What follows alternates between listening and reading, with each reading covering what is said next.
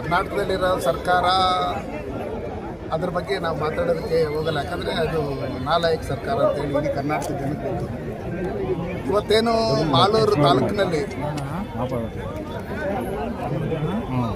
ರಾಷ್ಟ್ರೀಯ ಸ್ವಯಂ ಸೇವಕ ಸಂಘದ ಶತಾಬ್ದಿಯ ಪ್ರಯುಕ್ತವಾಗಿ ಇವತ್ತು ಪಥಸಂಚಲನ ಇತ್ತು.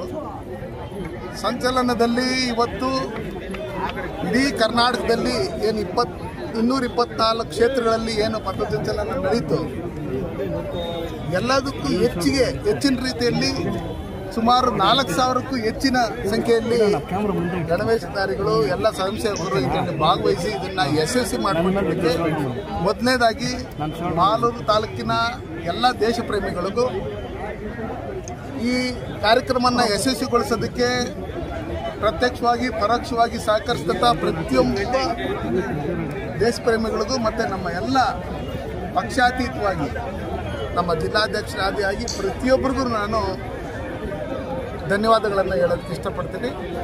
ಇವತ್ತು ಕರ್ನಾಟಕ ರಾಜ್ಯದಲ್ಲಿ ಎಷ್ಟೇ ಇದಕ್ಕೆ ವಿರುದ್ಧ ವ್ಯಕ್ತಪಡಿಸಿದ್ರೂ, ಏನೇನು ಮಾತಾಡಿದ್ರೂ, ಯಾರೇ ಬಂದರೂ ಇದನ್ನು ತಡೆಯೋಕ್ಕಾಗಲ್ಲ ಅಂತೇಳಿ ಇವತ್ತು ಸಾಬೀತಾಗಿದೆ. ಅದಕ್ಕೋಸ್ಕರ ಇವತ್ತೇನು ಮಾಲೂರು ತಾಲೂಕಿನಲ್ಲಿ ಏನು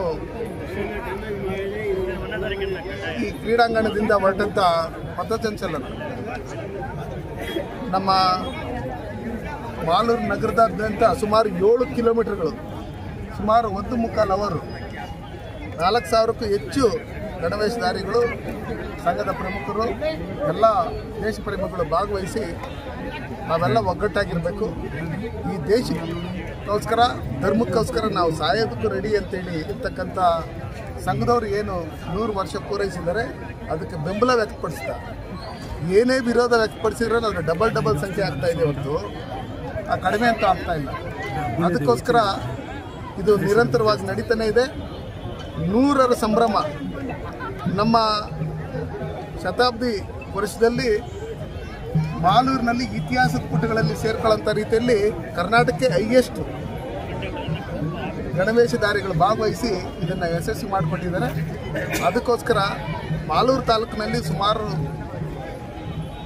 50-60 ವರ್ಷಗಳಿಂದ ಹಿರಿಯರೆಲ್ಲ ಇದನ್ನು ನಡೆಸ್ಕೊಂಡು ಹೋಗ್ತಾಯಿದ್ರು. ಅವ್ರ ಜೊತೆಲಿ ಇವತ್ತು ನಾವು ಕೈ ಜೋಡಿಸಿದ್ದೀರಿ.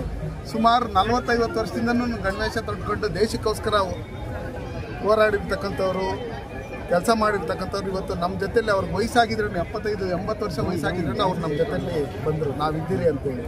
ಇದನ್ನು ನೋಡಿ ಕಾಂಗ್ರೆಸ್ಸರು ಕಲಿಯೋದಿಷ್ಟೇ, ಚುನಾವಣೆ ಬರುತ್ತೆ ಹೋಗುತ್ತೆ, ಆದರೆ ದೇಶದ ವಿಷಯದಲ್ಲಿ ಬಂದಂಥ ಸಂದರ್ಭದಲ್ಲಿ ನಾವೆಲ್ಲ ಒಗ್ಗಟ್ಟಾಗಿರಬೇಕು ಅನ್ನೋದನ್ನು ಯಾರೂ ಮರಿಬಾರ್ದು. ಇವತ್ತು ದಂಡ ಇಟ್ಕೊಂಡು ಓಡಾಡ್ತಾರೆ, ಅದು ಇಟ್ಕೊಂಡು ಓಡಾಡ್ತಾರೆ, ಇದು ಇಟ್ಕೊಂಡು ಓಡಾಡ್ತಾರೆ ಅಂತ ಹೇಳ್ತಾರೆ ಬೇರೆಯವ್ರ ವಿರೋಧ ಪಕ್ಷದವರು. ನಾವು ಅವ್ರಿಗೆ ಹೇಳೋದಿಷ್ಟೇ, ಬಾಂಬ್ಗಳಾಗ್ದವ್ರನ್ನ ನೀವು ನಮ್ಮ ಬ್ರದರ್ಸ್ ಅಂತ ಕರಿತೀರಿ. ವಿಧಾನಸೌಧದೊಳಗಡೆ ಯಾವುದೋ ಕಿತ್ತೋಗಿರೋ ದೇಶಕ್ಕೆ ಜಿಂದಾಬಾದ್ ಅಂತ ಕರೀತಾರೆ, ಹೆಸರು ಹೇಳೋಕ್ಕೂ ನಾನು ಇಷ್ಟಪಡಲ್ಲ. ಅವ್ರ ಪರವಾಗಿ ಮಾತಾಡ್ತೀರಿ, ನಾನು ಕೇಳಿಸ್ಕೊಂಡಿಲ್ಲ ಅನ್ನೋ ಲೆಕ್ಕಾಚಾರ, ನಾನು ನೋಡಿಲ್ಲ, ನನಗೆ ಗೊತ್ತಾಗಿಲ್ಲ ಅಂತೇಳಿ. ಅರ್ಥ ಆಯ್ತು. ಸ್ಟೇಷನ್ಗೆ ಬೆಂಕಿ ಹಾಕಿದವ್ರನ್ನ ಜೊತೆಲಿ ಇಟ್ಕೊಂಡಿದ್ದೀರಿ, ಪೊಲೀಸರನ್ನ ಹೊಡೆದವ್ರನ್ನ ಜೊತೆಲಿ ಇಟ್ಕೊಂಡಿದ್ದೀರಿ, ನಿಮ್ಮದೇ ಪಕ್ಷದ ಶಾಸಕರ ಮನೆಗೆ ಬೆಂಕಿ ಇಕ್ಕಿದಂಥವ್ರನ್ನ ಜೊತೆಲಿ ಇಟ್ಕೊಂಡಿದ್ದೀರಿ, ಅವ್ರ ಕೇಸನ್ನು ಖುಲಾಸೆ ಮಾಡ್ತಾಯಿದ್ದೀರಿ. ಹಿಂಗಿರ್ತಕ್ಕಂಥ ಸಂದರ್ಭದಲ್ಲಿ ದೇಶಕ್ಕೋಸ್ಕರ ನಾವಿದ್ದೀರಿ, ನಾವು ಪ್ರಾಣ ಕೊಡೋಕ್ಕೆ ರೆಡಿಯಾಗಿದ್ದೀರಿ ಅಂತೇಳಿ ಮೊದಲಿಂದನೂ ನಿಸ್ವಾರ್ಥ ಸೇವೆ ಮಾಡ್ತಾ ಇರೋಂಥ ಏನು ಸ್ವಯಂ ಸೇವಕ ಸಂಘದವ್ರನ್ನ ನಾವು ಕಾಲು ತೊಳೆದು ಹೂವು ಹಾಕಿ ನಮಸ್ಕಾರ ಮಾಡಿದ್ರಿಂದ ಅವ್ರಿಗೆ ಬುದ್ಧಿ ಬರೋಲ್ಲ. ಅದಕ್ಕೋಸ್ಕರ